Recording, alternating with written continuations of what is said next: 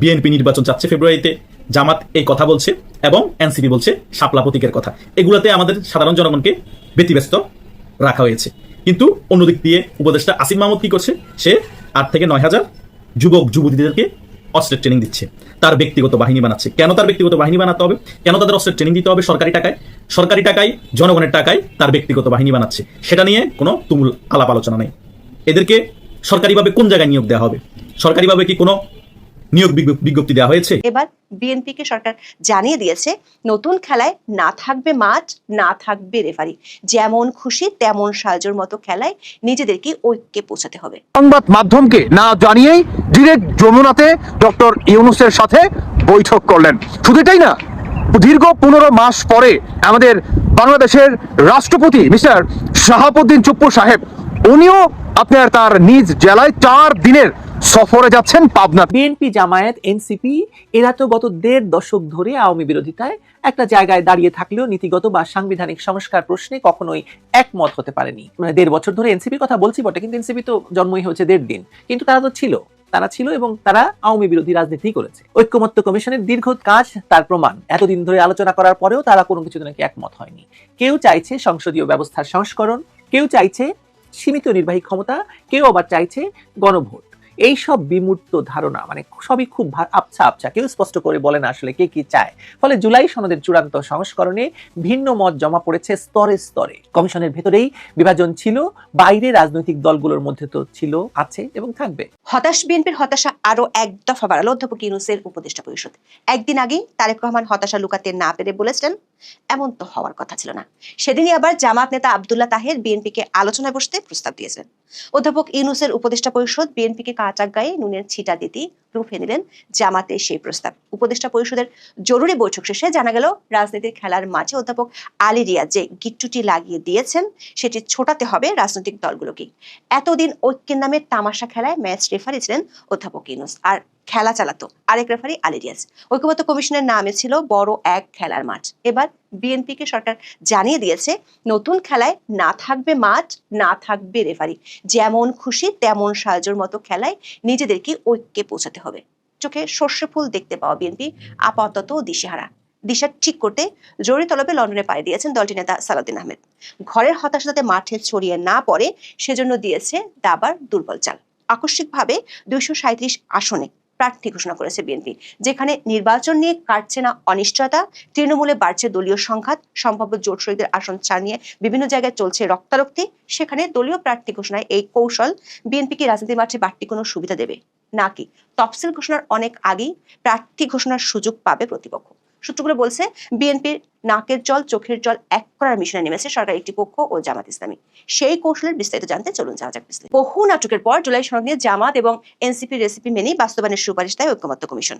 28 October এই সুপারিশ জমা পড়ার পরে বেজে ওঠে নতুন রাজনৈতিক দামামা। দেখা যায় বিএনপি সহ সব দলের আপত্তির অংশ পুরোপুরি উধাও করে দিয়ে নিজের হাসির সংবিধান গণভোটে পাঠানোর সুপারিশ করেছেন আলী রিয়াজ। সেই সঙ্গে কিংস পার্টিকে সামনে রেখে অধ্যাপক ইউনূসের মাধ্যমে কথিত সাংবিধানিক আদেশ জারির প্রস্তাব করা হয়। জামাতকে তুষ্ট রাখতে জাতীয় নির্বাচনের আগে গণভোটের অপশনও রাখা হয়েছে। ঐক্যমত্য কমিশনের এই সুপারিশে মাথায় আকাশ ভেঙে বিএনপি এখন দিশেহারা। যে দলের মহাসচিব সনদ পর কুর্নিশ ঠুকেছিলেন অধ্যাপক ইউনূসকে, তিনিই তোলেন প্রতারণা করার অভিযোগ। এমনকি দলের ভারপ্রাপ্ত চেয়ারম্যান তারেক রহমানের কণ্ঠেও শোনা গেছে স্পষ্ট হতাশা। কোনো ধরনের রাগঢাক না রেখেই তারেক রহমান বলেন, যথাসময়ে কি নির্বাচন হবে? এমন তো হবার কথা ছিল না। বিএনপি নির্ভরযোগ্য কয়েকটি সূত্র থেকে জানা গেছে, ফেব্রুয়ারিতে ভোট না হওয়ার বিষয়ে এখন দলটির নীতি নির্ধারকরা মোটামুটি নিশ্চিত। এই অবস্থায় করণীয় কি হতে পারে তা ঠিক করতে জরুরি তলবে লন্ডনে উড়ে গেছেন স্থায়ী কমিটির সদস্য সালাউদ্দিন আহমেদ। বিএনপি যখন দিশেহারা, তখন আবারও অবস্থানে আছে জামাত। দলের নেতারা সংকটের সব দায়ে চাপাচ্ছেন বিএনপির উপর। শুধু জামাতই নয়, শিবিরের নেতৃত্বাধীন ডাকসু নেতারাও কথা বলতে শুরু করেছেন। পরিস্থিতির ঘনঘটায় নাকাল বিএনপির সামনে নতুন বজ্রপাত হিসেবে এসেছে অন্তর্বর্তী সরকারের ঘোষণা। মিত্র রাজনৈতিক দলগুলোকে এবার নামানো হচ্ছে গ্লাডিয়েটের ভূমিকায়। 15 মাস ধরে মল্লযুদ্ধের সব আয়োজন শেষ করে ঘোষণা করা হয়েছে 7 দিনের সময়সীমা। বলা হচ্ছে, সংকট সমাধানের কোনো দায় নেবে না, 1 সপ্তাহের মধ্যে দলগুলোকে নিজেদের উদ্যোগে সমঝোতায় আসতে হবে। এর মধ্যে তারা ঐক্যবদ্ধ সিদ্ধান্ত দিতে না পারলে সরকার নিজের মতো করে সিদ্ধান্ত নেবে। উদ্ভূত পরিস্থিতি নিয়ে সবাইকে ঘটা করে জানিয়ে 3রা নভেম্বর জরুরি সভা করে উপদেষ্টা পরিষদ। বিষয়টি নিয়ে ছড়িয়ে পড়ে ব্যাপক গুঞ্জন। সোশ্যাল মিডিয়ায় কেউ কেউ দাবি করেন নির্বাচনের নির্দিষ্ট তারিখ এবং জুলাই সনদ নিয়ে প্রধান উপদেষ্টার ঘোষণা আসতে যাচ্ছে। তবে সব গুঞ্জন যমুনার জলে ভাসিয়ে গ্ল্যাডিয়েটরের মল্লযুদ্ধের সূচি ঘোষণা করেন উপদেষ্টা আসিফ নজরুল। দর্শক, উপদেষ্টা পরিষদের একটি সূত্র বলছে সরকার এখনো চূড়ান্ত হুইসেল বাজাতে চায় না, তারা আরো বেশ কিছুদিন খেলাতে চায় বিএনপিকে। এর আগে বলটা কখনো বিএনপির কোর্টে, কখনো জামাত ইসলামের, কিংবা কখনো এনসিপির কোর্টে ঠেলে দিত। সেই খেলার মাঠ ছিল জাতীয় ঐক্যমত্য কমিশন নামে অধ্যাপক ইউনূসের নেতৃত্বে অদ্ভুত এক কমিশন, যার কাজ ছিল যত ধরনের অনৈক্য তৈরি করা যায় সে চেষ্টা করা। এবার আর সরকার খেলার মাঠ রাখেনি, কারণ খেলার মাঠের অবস্থা একেবারে সঙ্গীন করে দিয়ে মার্কিন অধ্যাপক আলী রিয়াজ সরে গেছেন। জনশ্রুতি আছে তিনি ফিরে গেছেন নিজের নিরাপদ স্থল যুক্তরাষ্ট্রে।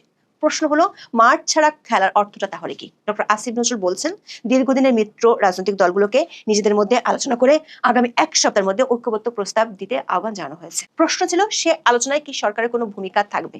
আসিফ নজরুলের উত্তর ছিল না, এবার আর সরকার কোনো ভূমিকা রাখবে না, বরং দর্শক হয়ে মজা দেখবে রাজনৈতিক দলগুলো কি করছে। তবে রাজনৈতিক দলগুলো যদি কোনো একক প্রস্তাবে ঐক্যমত্যে পৌঁছাতে না পারে, তাহলে গণভোটের বিষয়ে সরকারই চূড়ান্ত সিদ্ধান্ত নেবে। অর্থাৎ পিলো পাসের খেলা এবার রাজনৈতিক দলের দিকে বালিশ ঠেলে দিল অধ্যাপক ইউনূসের সরকার।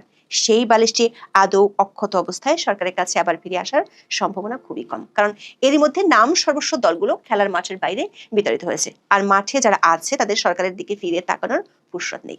নিজেরাই একে অন্যকে ধরাশয়ী করতে মরিয়া। এর মধ্যে আবার বিএনপির বিরুদ্ধে একজোট জামাত এবং অধ্যাপক ইউনূসের কৃপাধন্য কিংস পার্টি এনসিপি। দর্শক, গত 6 মাস ধরে জাতীয় ঐক্যমত্য কমিশনের নামে অধ্যাপক আলী রিয়াজের বাহিনী এই ঐক্য প্রতিষ্ঠার চেষ্টা করে আসছিলেন। নিজেদের পছন্দসই দল নিয়ে রাষ্ট্রের বিপুল পরিমাণ অর্থ খরচ করে অনেকের গিট্টুটা ভালোভাবে বাদিয়ে দিয়ে ঐক্যমত্য কমিশন বিচার মানে তালগাছ আমার টাইপের একটি সুপারিশ জমা দেয়। সেই সুপারিশের প্রস্তাবগুলো নিয়ে যত বিপত্তি। এখন সরকার বলছে সরকারের বেঁধে দেওয়া গিট্টুর প্যাচগুলো খুলতে হবে রাজনৈতিক দলগুলোকে।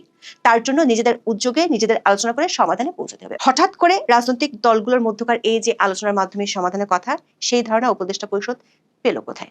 2রা নভেম্বর জামাত ইসলামের কেন্দ্রীয় নায়েবে আমির সৈয়দ আব্দুল্লাহ মোহাম্মদ তাহির রাজধানীর এক অনুষ্ঠানে দেশের পরিস্থিতি নিয়ে খোলামেলা কথা বলতে বিএনপিকে আলোচনায় বসার আহ্বান জানিয়েছিলেন। তার কয়েক ঘন্টা পর অধ্যাপক ইউনূসের উপদেষ্টা পরিষদ জামাত ইসলামী সুরে কথা বললেন। সেটি অবশ্য আসিফ নজরুল সংবাদ সম্মেলনে স্বীকার করেছেন। বলেছেন একটি রাজনৈতিক দল একদিন আগেই এমন প্রস্তাব দিয়েছে। প্রশ্ন হলো, একটি রাজনৈতিক দলের অনানুষ্ঠানিক প্রস্তাব মেনে সরকার যদি শর্ত চাপিয়ে দেয়, তাহলে এতদিন জাতীয় ঐক্যের নামে তামাশা কেন করলো? আবার সরকারকে এমন প্রস্তাব দেওয়ার জন্য ধন্যবাদ দিতেও দেরি করেনি জামাত নেতা আব্দুল্লাহ তাহের। 3রা নভেম্বর যুগপৎ আন্দোলনের কর্মসূচি নির্ধারণে বাংলাদেশ খেলাফত মজলিস অফিসে 8 দলের শীর্ষ নেতাদের সঙ্গে বৈঠক শেষে এক সংবাদ সম্মেলনে জনাব তাহের বলেছেন রাজনৈতিক দলগুলোর মধ্যকার আলোচনায় অন্তর্বর্তী সরকারের প্রধান উপদেষ্টা মোহাম্মদ ইউনূসকে রেফারির ভূমিকা থাকতে হবে। তার মানে নিজেদের পছন্দসই রেফারি আগে থেকে ঠিক করে নিয়েছে জামাত ইসলামী। একদিন আগে জামাতের দেয়া প্রস্তাবের সমর্থনে কাজ করার বিষয়টিও তিনি তুলে ধরেছেন।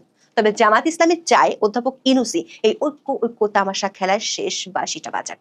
সূত্রগুলো বলছে রাজনৈতিক খেলার মাঠে বিএনপির অবস্থা এখন দুগ্ধপুষ্য শিশুর মতো হয়ে গেছে। এনসিপির পক্ষ থেকে এরই মধ্যে বেশ কয়েকবার জানিয়ে দেওয়া হয়েছে তারা অধ্যাপক ইউনূসের কথিত সাংবিধানিক আদেশ চায়। সেই সঙ্গে জুলাই সনদের নামে আলী রিয়াজের হারচারু সংবিধানই তাদের একমাত্র আস্থা। এনসিপি নেতা হাসনাত আব্দুল্লাহ 2রা নভেম্বর বরিশালে এক অনুষ্ঠানে বলেন জুলাই সনদের বাস্তবায়নের প্রক্রিয়ার অংশ হিসেবে গণভোটের আদেশ জারি করতেই হবে। অবশ্যই সেটি ডক্টর ইউনূসকে করতে হবে। অন্যদিকে ফেব্রুয়ারির আগে গণভোটের বিষয়ে এক চুলো ছাড় দিতে রাজি নয় জামাত।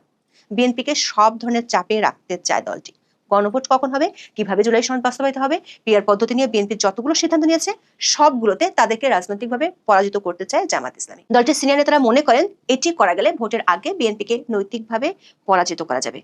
এতদিন যে ভোট হতে দেরি হলো, দেশে যে রাজনৈতিক অস্থিরতা ছিল তার জন্য সরাসরি বিএনপিকে দায়ী করা যাবে। মানে জামাত ইসলামী নির্বাচনের আগে প্রমাণ করতে চায় বিএনপি সংস্কার চায়নি, তারা শুধু ক্ষমতায় যেতে চেয়েছে। জামাতের একাধিক সূত্র বলছে বিএনপি যে কোনো মূল্যে সব ধরনের ছাড় দিয়ে নির্বাচন চায়, কিন্তু ভোটের আগে জামাত ইসলামী এমন পরিস্থিতি তৈরি করতে চায় যাতে সব ধরনের অচল অবস্থার জন্য বিএনপিকে দায়ী করা যায়। সেলোকে জামাত পাশে পাচ্ছে সমমনা ইসলামী দলগুলোকে। সংখ্যানুপাতিক পদ্ধতিতে সংসদ নির্বাচন সহ 5 দাবিতে যুগপৎ আন্দোলনে থাকা জামাত ইসলামী সহ 8টি ইসলামী দল 6 নভেম্বর অন্তর্বর্তী সরকার প্রধান উপদেষ্টা অধ্যাপক মোহাম্মদ ইউনূসের কাছে স্মারকলিপি দিবে। দর্শক, এই 5 দফার দাবি পূরণ করে নির্বাচন হতে হলে 2026 কেন 2028 সালের ফেব্রুয়ারিতেও নির্বাচন হবে কিনা তা নিয়ে আকাশ সমান সন্দেহ আছে। বিএনপি ও এনসিপি সূত্রে জানা গেছে, পর্দার আড়ালে বিএনপির সাথে সরকারের কিংস পার্টি এনসিপির আসন ভাগাভাগি প্রায় চূড়ান্ত হয়ে গেছে। কয়েকদিন আগে এনসিপি নেতাদের জুলাই সনদ নিয়ে গলার সুর ছিল বেশ চড়া। বিএনপিকে নিয়ে ছেলে খেলা মন্তব্যে দলটির নেতাদের কে কাকে ছাড়িয়ে যাবে তা নিয়েছিল প্রতিযোগিতা। তবে পর্দার আড়ালের সমঝোতার কারণে সে সুর পাল্টে যেতে শুরু করেছে। এখন তারা দোষ দিচ্ছে সরকারের ভিতরে একটি পক্ষকে। এনসিপির সদস্য সচিব আক্তার হোসেন সংবাদ সম্মেলনে বলেছেন, ওই পক্ষটি ঐক্যমত্য কমিশনের সুপারিশের বাইরে গিয়ে নিজেরাই ঐক্যমত্য কমিশন হওয়ার চেষ্টা করছে। এই চেষ্টার কারণে নির্বাচন ঝুঁকিতে পড়বে। জনাব আক্তারের দাবি, যখন সরকারের তরফ থেকে সংবাদ সম্মেলন করে আরো এক সপ্তাহ রাজনৈতিক দলগুলোকে আলাপ আলোচনার কথা বলা হয়, তখন মনে হয় যে সরকার আসলে এই সংস্কারের বিষয়গুলো নিয়ে সাপ লুডু খেলছে। তিনি বলেন, আমরা 96-তে পৌঁছে গিয়েছিলাম, সেটাকে আবার টিনের ঘরে নিয়ে আসা হয়েছে সাপ কেটে। এই অবস্থায় বাংলাদেশের বর্তমান যে রাজনৈতিক পরিস্থিতি, তাতে সংকট আরো ঘনীভূত হচ্ছে বলে মনে করে এনসিপি। দর্শক, বিএনপিকে এখন ঘিরে ধরেছে চতুর্মুখী সংকট। নির্বাচন নিয়ে তৈরি হয়েছে বড় ধরনের শঙ্কা, তবে এরই মধ্যে দাবার ছকের দুর্বল চাল দিয়ে বাজিমাত করার স্বপ্ন দেখছে দলের কেউ কেউ। জরুরি সলা পরামর্শ করতে সালাউদ্দিন আহমেদ যখন লন্ডনে, ঠিক তখন ঢাকা থেকে 237 আসনে দলের প্রার্থী ঘোষণা করেছেন বিএনপির মহাসচিব মির্জা ফখরুল ইসলাম আলমগীর। সংসদে 300 আসনের মধ্যে 63টি আসন ফাঁকা রেখেছে বিএনপি।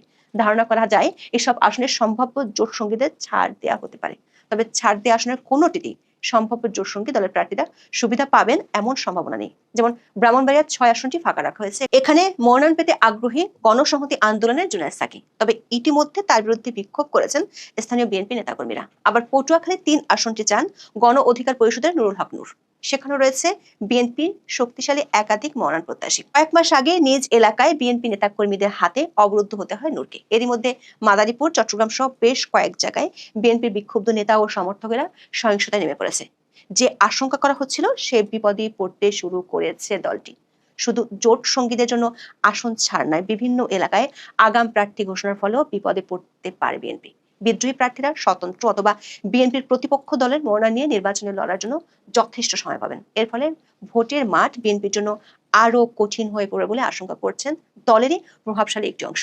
এই অংশটি মনে করছে একের পর এক ভুল রাজনৈতিক সিদ্ধান্তে প্রতিপক্ষের সহজ শিকারে পরিণত হচ্ছে বিএনপি। দর্শক, বিএনপি নির্বাচনের স্বপ্ন ধূসর করে দেওয়ার মূল কারিগররা একের পর এক দৃশ্যপট থেকে উধাও হয়ে যাচ্ছে। অধ্যাপক আলী রিয়াজ যুক্তরাষ্ট্রে পাড়ি জমিয়েছেন বলে গুঞ্জন ছড়িয়েছে ফেসবুকে। অন্যদিকে ঐক্যমত্য কমিশনের আরেক প্রভাবশালী সদস্য বদিউল আলম মজুমদার গাইছেন নিজেদের সাফাই। বলেছেন, ঐক্যমত্য কমিশন জনগণের সঙ্গে বা রাজনৈতিক দলের সঙ্গে কোনো প্রতারণা করেনি, একদিন সত্য বের হয়ে আসবে। প্রশ্ন হলো, কি সেই সত্য যা এখন প্রকাশ করছেন না বদিউল আলম মজুমদার? কোন হিসাব নিকাশ পূরণ হওয়ার পর জাতি জানতে পারবে সেই গোপন সত্য?